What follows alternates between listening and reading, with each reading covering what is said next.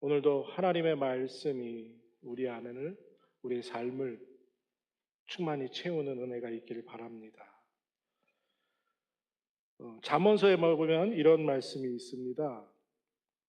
무릇 지킬 만한 것보다 더욱 내 마음을 지키라. 내 생명의 근원이 이에서 남이니라. 무릇 지킬 만한 것보다 더욱 내 마음을 지키라. 이 말씀처럼 여러분들 우리가 우리 스스로의 마음을 잘 다스리고 관리할 수 있으면 얼마나 좋을까요? 하지만 여러분들 이런 말 다 하시죠? 마음 먹기가 얼마나 힘들고 어렵습니까?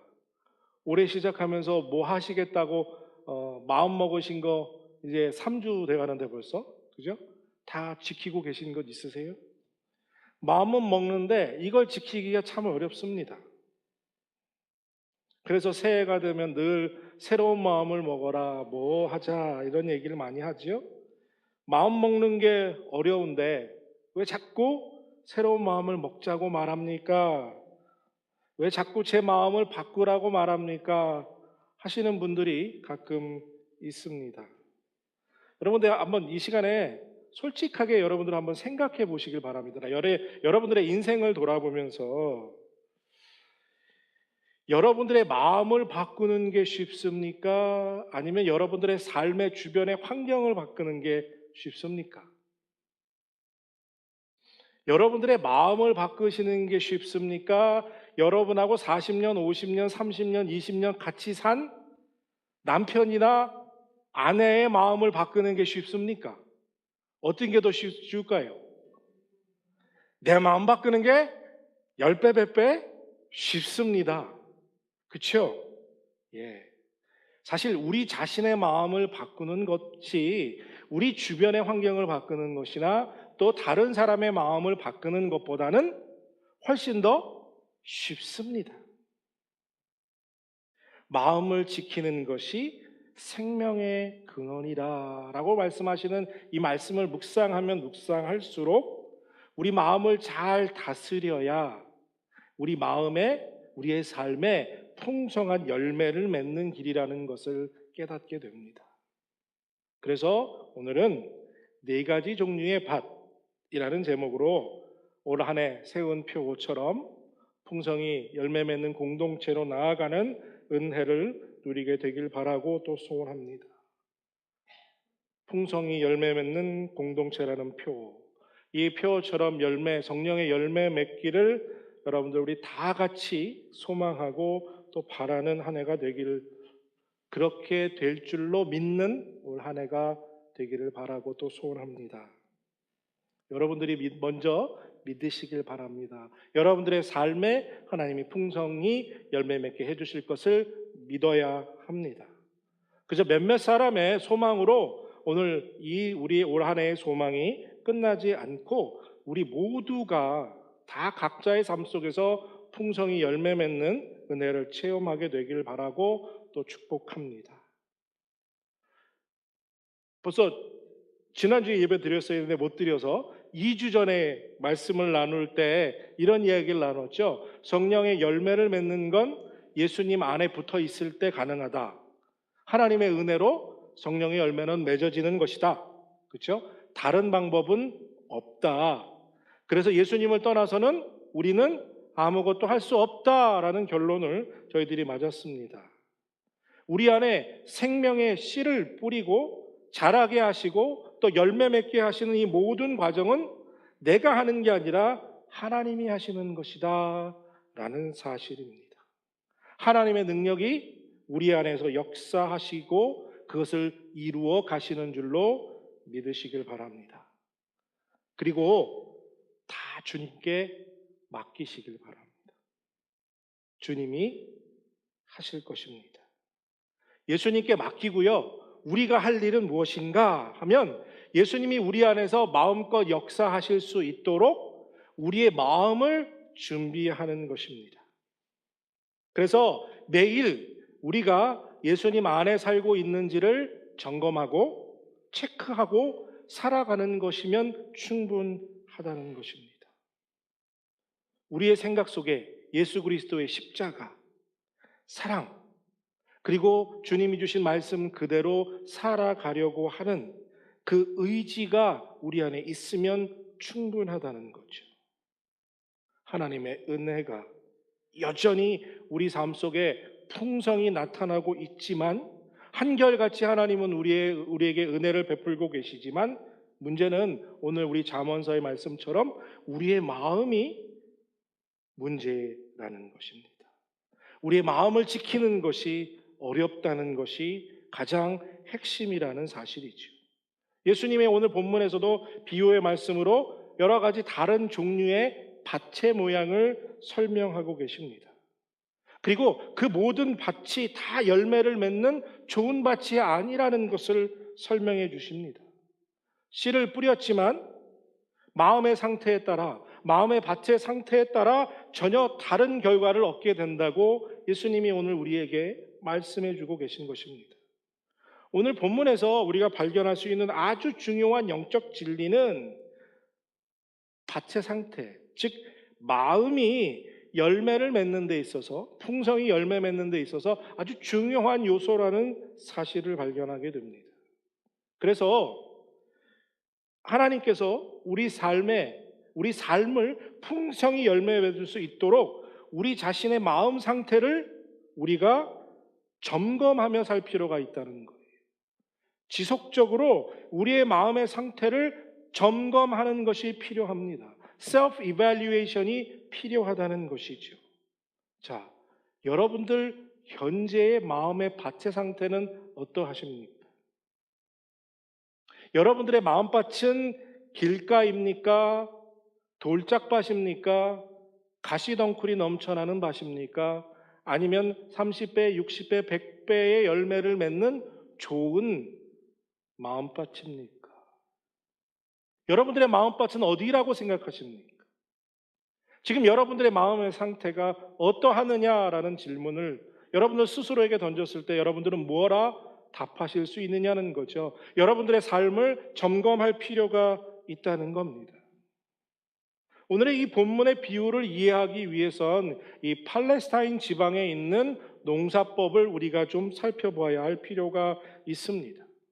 왜냐하면 여러분들, 우리 한국 사람들은요, 밭에 씨를 뿌린다라는 장면을 생각하면요, 밭을 갈고 이랑을 만들어서 그 위에다가 구멍을 내서 씨를 뿌리는 것을 상상합니다. 아니면 모종을 하나하나 심는 것을 연상하기 때문에, 그래서 본문에서 표현하는 씨를 뿌렸는데 씨가 다른 곳에 떨어졌다라는 그 비유를 사실은 이해하기가, 그림이 잘 그려지지 않습니다. 그런데 이 팔레스타인 지방의 농부들의 씨 뿌리는 방법이 전혀 한국의 방법과 다르다는 거예요. 두 가지가 대표적으로 있는데, 본문에서 설명하고 있는 것처럼 농부가 직접 높은 곳으로 가서 밭 근처에서 하늘로 씨를 뿌리는 겁니다. 그러면 바람에 날려서 씨가 적당히 땅에도 떨어지고, 길자에도 떨어지고, 가시밭길에도 떨어지고, 돌짝밭에도 떨어지고, 좋은 밭에도 떨어진다라는 겁니다. 또 다른 농사법은 뭐냐면요, 곡식의 자루를 심어서, 씨를 뿌려서 심어서 구멍을 내고, 그 다음에 낙이나 낙타나 이런 동물 짐승 위에다가 얹어서 그 낙이나 동물을 이끌고 다니면서 그 흘려지는 씨가 땅에 뿌려지게 된다는 것입니다. 그래서 우리가 생각하기에 밭은 길가와 구분되어져 있다라고 생각하는데, 그렇기 때문에 길가에 씨가 떨어진다는 표현이 우리가 이해하기가 어려운 거죠. 밭에 돌이 있다? 그리고 가시떨기가 존재한다? 여러분, 한국 밭에 그런 밭이 어디 있습니까? 그것을 밭이라고 부르는 사람은 없죠, 사실. 한국은 다 개간해서 완전히 좋은 땅을 만들어 놓은 밭만 밭이라고 표현하기 때문입니다. 그런데요, 이스라엘 땅은 밭을 만들어서 처음에는 이랑을 갈아서 땅을 부드럽게 하긴 하지만, 사람이 그 길을 지나다니고 마차가 그 길을 지나다니게 되면 다시 땅이 딱딱해지는 길가가 된다는 거죠. 그래서 처음에는 밭인 줄 알았는데 관리하지 않다 보면 이것이 길이 된다는 표현입니다. 처음에 밭을 잘 갈아서 옥토로 만들어 놨죠. 그런데 이스라엘 땅은 어떻습니까? 주변에 돌들이 많고요. 그리고 계곡이 많은 지역입니다. 갑자기 비가 내리면 그 돌들이 산사태에 의해서 잘 갈아놨던 밭에도 돌이 그 위에 다시 또 쌓이기가 쉽다는 겁니다. 이스라엘 땅에 가보진 않았지만 이스라엘 땅에는 제일 많은 게 풀이 아니라 가시밭입니다. 가시동굴입니다. 그래서 아무리 좋은 밭이라고 해도 조금만 관리하지 않으면 언제 어디서 날아왔는지 모르지만 그 가시떨기가 그 밭에 자리 잡고 또 뿌리를 내리며 자라게 된다는 것입니다. 그래서 오늘 본문에서 말하고 있는 것처럼 아주 좋은 땅, 특정한 땅이 아니라 이스라엘 땅은 뿌리는 대로 그것이 밭이 되고 그것을 잘 관리했느냐, 관리하지 못했느냐가 중요한 이 사실이라는 것이에요. 그래서 저는 예전에 이 말씀을 읽을 때마다 한국식으로 한국 농사법으로 본문을 이해하려고 했습니다. 그렇죠. 돌짝밭은 길은 따로 있고 돌밭은 따로 있고 가시떨기밭은 따로 있고 또 좋은 밭은 따로 있다고 구별해서 생각했다는 거죠. 그래서 어떤 사람의 마음의 밭은 길가같이 딱딱하고 어떤 사람의 마음의 밭은 돌짝밭 같고 어떤 사람의 마음은 가시떨기 같고 어떤 사람의 마음은 옥토와 같다라고 이해했습니다. 그래서 교회 안에 어떤 김 집사님은 요즘 시험에 들어서 마음이 딱딱하다라고 생각하고 이 집사님은 돌밭같이 그러한 마음이구나. 박 권사님은 가시떨기 같은 밭을 가지고 있구나.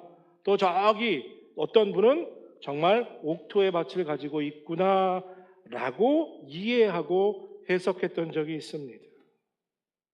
그런데 말씀을 더욱 깊이 연구하고 또 묵상하다 보니까 이 마음이 네 가지 마음밭이 사실은 하나의 마음이라는 것을 깨닫게 됐다는 거죠.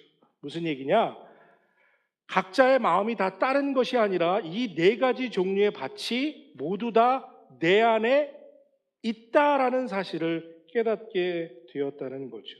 어쩔 때는 제 마음이 길가와 같이 딱딱하고 어쩔 때는 돌밭 같고 어쩔 때는 가시떨기가 있는 것 같고 어쩔 때는 좋은 밭이 되어서 30배, 60배, 100배의 열매를 맺는 좋은 밭이 되기도 한다라는 거죠.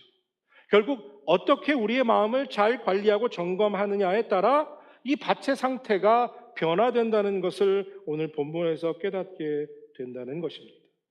그래서 지금 이 순간 가장 중요한 것이 무엇이냐면 내 마음의 밭이 어떤 상태에 있는가를 점검하고 확인하는 것이 최우선순위다라는 것입니다. 여러분들의 마음은 지금 어떠십니까?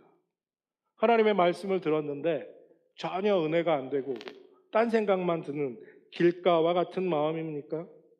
말씀을 듣고 기쁨도 잠시, 은혜도 받았지만 세상의 근심과 걱정 때문에 그 은혜를 다 잃어버리고 있지는 않습니까? 또 여러 가지 고난과 어려움들에 짓눌려서 그 말씀의 씨가 자라지 못하고 있는 것은 아닙니까? 나름대로 말씀의 은혜를 받아서 그래도 말씀대로 살려고 애를 쓰고 있는데, 그렇죠? 몸부림치기는 하는데 결정적인 순종, 열매 맺기 위해서 필요한 결정적인 순종을 하지 못하고 늘 열매 맺지 못하는 그러한 상태는 아닙니까? 여러분들의 현주소의 마음 상태 어떠합니까? 우리 내면에 있는 내 모습을 솔직히 들여다볼 때, 그것을 하나님께 솔직히 고백할 때 하나님께서 우리의 마음을 변화시켜 주실 줄로 믿습니다. 비록 내 마음이 길가와 같이 딱딱해서 하나님 내 마음 지금 딱딱합니다. 아무것도 은혜가 되지 않고요. 아무것도 이해되지 않고요. 아무것도 은혜가 되지 않습니다. 순종하고 싶은 마음도 없고요. 다 하기 싫습니다. 하지만 30배, 60배, 100배의 열매를 맺는 좋은 밭이 되기를 원합니다. 하나님 도와주시옵소서라고 기도할 때 하나님은 우리가 어떤 모습이든 책망치 않고 우리에게 그 은혜를 주실 줄로 믿습니다.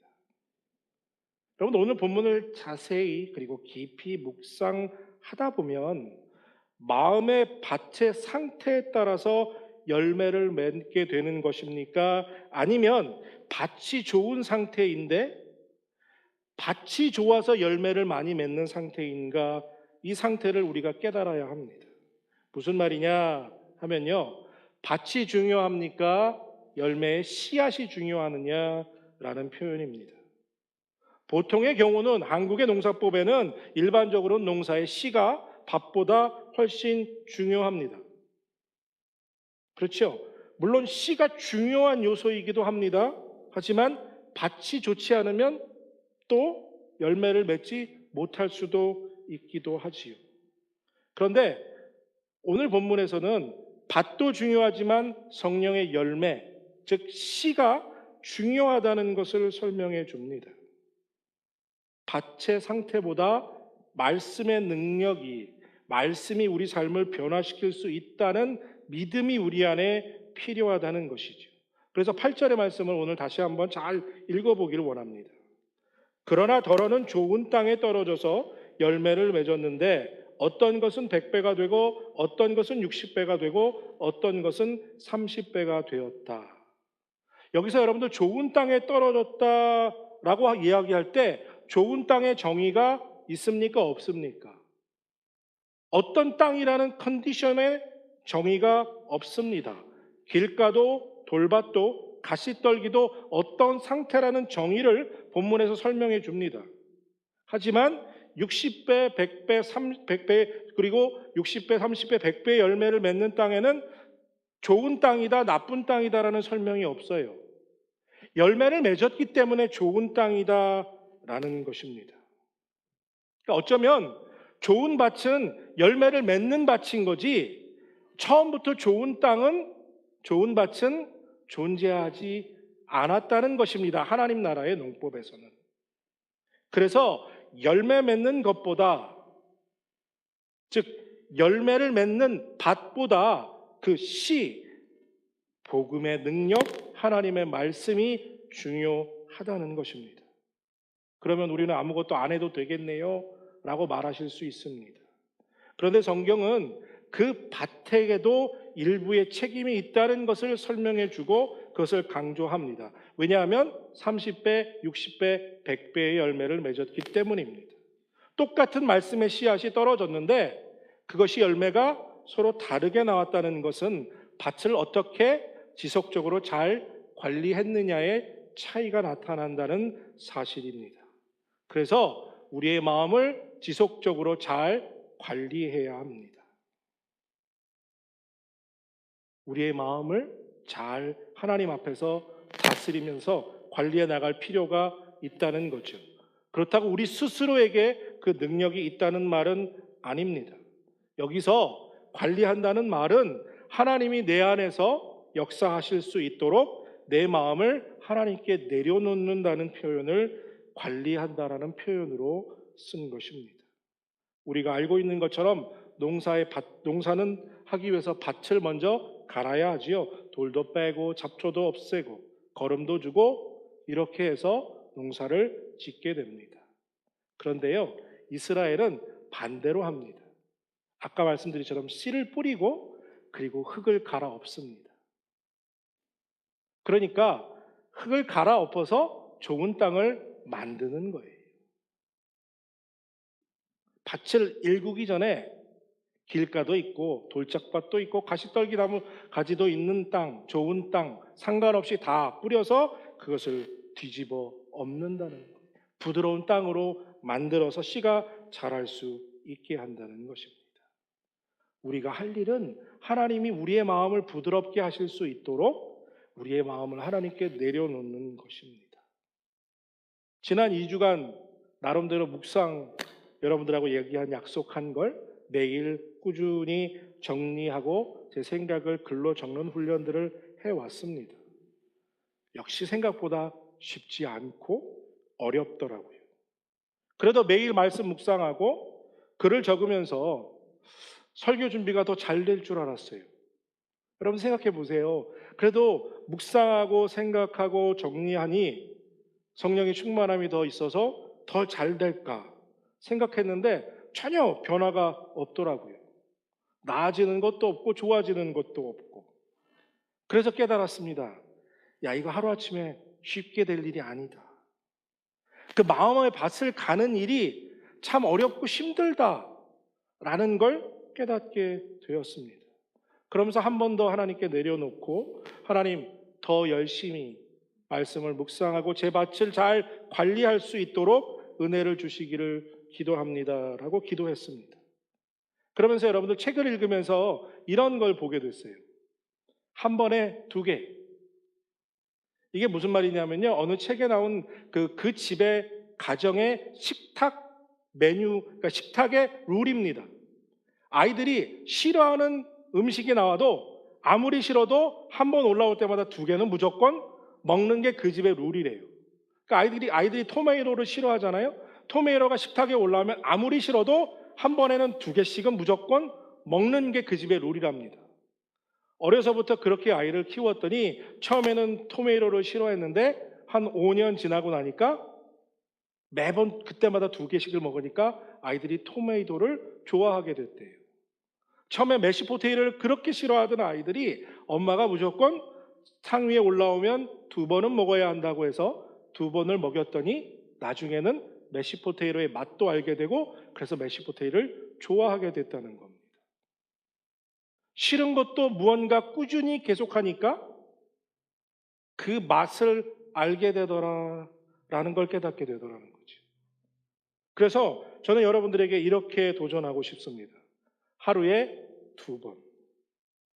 말씀을 묵상하고 그리고 그 일이 힘들고 어렵지만 내 마음을 관리하는 일이 무척이나 어렵고 힘들지만 하루에 두 번 말씀을 꾸준히 묵상하면 결국 하나님께서 우리의 마음을 잘 관리할 수 있는 은혜, 말씀이 좋은 열매 맺는 밭으로 준비되는 은혜를 우리에게 부어 주실 줄로 믿습니다. 하루에 두 번. 1분도 좋습니다. 2분도 좋아요. 물론 시간이 많으면 많을수록 좋지만 하루에 두 번 하나님의 말씀을 꾸준히 우리가 묵상한다면 오늘 본문에서 말하고 있는 것처럼 풍성하게 열매 맺는 좋은 밭으로 하나님이 우리의 마음을 지켜주시고 또 우리가 열매 맺게 해주실 줄로 믿습니다.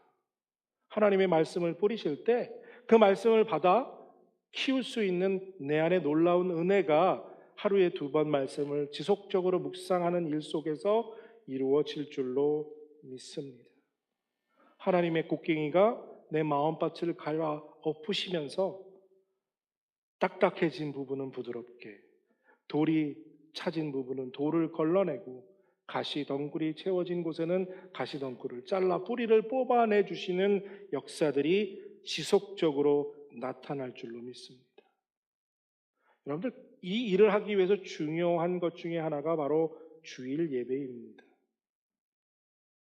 예전에는 주일 성수라고 얘기해서 아주 중요하게 이야기했죠. 주일날 어디 가지도 않고 주일날 뭘 먹지도 않고 주일날 뭘 하지도 않고 오직 교회만 나오는 것이 가장 중요했다고 했던 적들이 있습니다. 예배는 우리의 입에서 나오는 것이 아니라 우리의 마음에서 드려지는 것입니다. 찬양하며 입으로만 찬양하는 것이 아니라 우리의 마음으로 찬양을 드리고 우리의 마음으로 하나님께 예배하는 것이 너무나 중요합니다. 그래서 여러분들의 마음의 밭을 관리하는 일, 하루에 두 번 말씀 묵상하는 일과 함께 매 주일 주일 예배를 온전히 드리는 훈련에서부터 시작되기를 원합니다. 예배 잘 드리고 잘 준비하는 사람들이 분명히 30배, 60배, 100배의 풍성한 열매를 맺게 될 줄로 믿습니다. 얼마나 예배를 잘 준비하고 예배를 잘 드렸느냐가 정말 중요합니다. 한 주간 동안 그 삶을 예배를 준비하기 위해서 한 주를 보내는 여러분들 되시기를 바랍니다. 예배에 도착하기 전부터. 그래서 어떤 분들은 이렇게 얘기해요. 주일 예배의 시작은 주일 아침이 아니라 토요일 저녁부터다. 그래서 여러분들 이스라엘 백성들이 안식일이 언제 시작되냐면 아침이 아니라 그 전날 해지면서부터 안식일이 시작됩니다. 토요일 저녁인 거죠. 토요일 저녁부터 주일 예배를 준비하고 주일을 맞이하는 준비하는 시간으로 보내게 됩니다. 여러분들 생각해 보세요. 토요일 날 밤늦게까지 요즘 유행하는 드라마 뭐 있나요? 그 드라마 12시, 1시까지 보고 잠 자고 아침에 일어나면 잠이 부족합니까? 안 부족합니까? 잠이 부족하면 주일 예배와 앉아 있으면 잠이 올까요? 안 올까요? 그 제가 설교를 아무리 잘해도 예배가 아무리 은혜로워도 여러분들 졸리면 잠이 와요. 자야죠. 예. 그렇죠? 밤늦게까지 물론 필요합니다. 친구들과 만나고 좋은 시간 보내는 것도 필요하지요. 그런데 그 안에도 절제가 필요하고 준비가 필요하다는 것입니다. 여러분들 운동선수들 어느 날짜에 게임이 있다고 생각하면 어떻게 준비합니까? 그 날에 자기의 컨디션을 100%로 만들기 위해서 삶의 모든 걸 그 시간에 맞추어서 준비합니다. 그렇죠? 여러분들 예배가 여러분들의 인생에 가장 중요하고 그리고 복받는 길이라고 생각한다면 주일 이 시간, 요 시간에 우리의 컨디션이 100%가 될 수 있도록 일주일을 준비하며 살아야 한다는 거죠. 그 준비하는 과정 속에 하나님이 우리의 마음에 복을 주시고 열매를 맺게 해 주실 줄로 믿습니다. 지금은 딱딱한 마음이지만 지금은 돌짝밭 같은 마음이지만 지금은 가시덩굴로 엉망진창인 마음인 것 같지만 우리가 일주일을 그렇게 예배를 준비하며 하루하루를 살아가고 이 예배를 맞이하고 주님께 예배하게 된다면 하나님께서 우리에게 놀라운 은혜 주셔서 30배, 60배, 100배의 열매를 맺는 그런 좋은 밭의 마음으로 우리를 올 한 해 변화시켜 주시고 또 이끌어 가실 줄로 믿습니다. 여러분들 처음부터 좋은 밭은 없습니다. 하나님의 은혜와 우리의 준비, 우리의 헌신이 하나 되어졌을 때 우리의 마음의 밭이 비록 지금은 어떤 상태에 있다 할지라도 좋은 밭으로 하나님이 변화시켜 주실 줄로 믿습니다. 주의 말씀 안에 거하는 우리 모두가 되기를 바라고 소원합니다.